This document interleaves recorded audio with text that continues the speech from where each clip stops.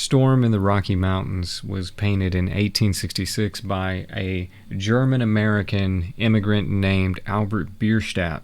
And what Bierstadt is famous for is traveling around the West and capturing images of this untapped wilderness that stretched between the two oceans in the American continent.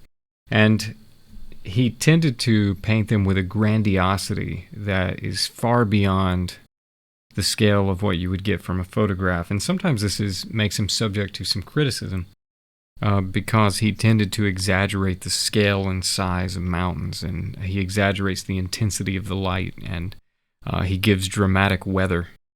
However, I'm inclined to think that this is the most honest way that you can portray many of the places that he did.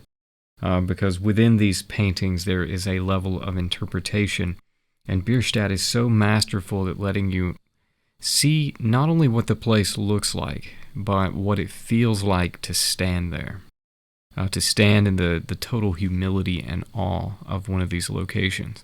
In this one in particular, you can see extreme variation in dark and light off in the distance. Heavy shadows hang over the mountains off to the edge, whereas a streak of sunlight bursts through the clouds at the center of the painting and stretch across an open lake and then a ground plane beneath. And the scale of this painting is magnificent. If you look in closely, you can see that there's several scenes peppered in throughout the composition, including at the foremost level, a deer that has been killed and is in the process of being harvested and skinned. Down below, there's some Native Americans who are chasing horses off in the distance. And then furthest down of all, you'll see that flat area of land in the center is actually the home of Lakota teepees, or some of these nomadic teepee tribes who live out in the American West. Up at the very top, where the clouds are bursting with sunlight, you can see a bird that is frozen there. And this is one of the things that has always made me think of Bierstadt as something of an early photographer, taking an absolute moment of utterly finite conditions, where this particular light scenario that he has painted, just like that bird, is frozen in place, and we have captured just an instant of what it's like at this particular location, at this particular time. And I love it because it reminds me so much of, you walk outside on an evening when the sun has hit just the proper point where the colors in the sky are an incredible conglomeration of harmonies.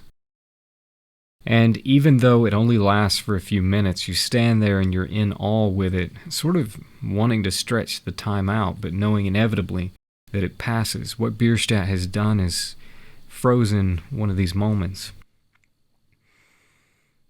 And when I look down at that little village at the foot, I know that they must be experiencing something like that. There's cloud cover that's passing over, but there's also this burst of light that comes through, as though the weather conditions have been changing throughout the day.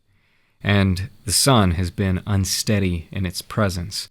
Although it hangs behind the clouds, it's of course obscured at times, observable at times, breaking through and then finding itself again hidden.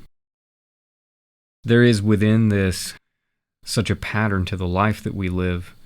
I've been through so many times of extraordinary darkness and then explosions of light, which are sometimes sustained, and frequently I know that the clouds are again going to cover the sun, and that the light will dissipate and fade.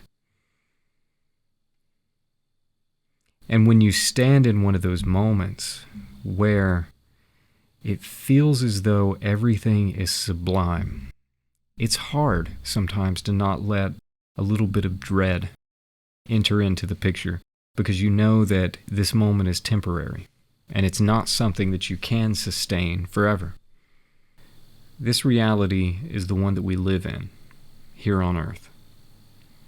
And so frequently we try to hold on to the things that we don't necessarily have a right to. We just dearly wish that they would stay, and that the clouds would not again cover the source of light. In the book of James, though, in the first chapter, it says that every good and perfect gift is from above, coming down from the heavenly Father of lights, with whom there is no shadow of turning. If each of these moments that we have is a gift, it's undeserved.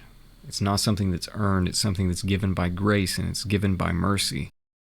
And an attempt to sustain it, to drag it beyond its appointed time, could be seen as ungrateful.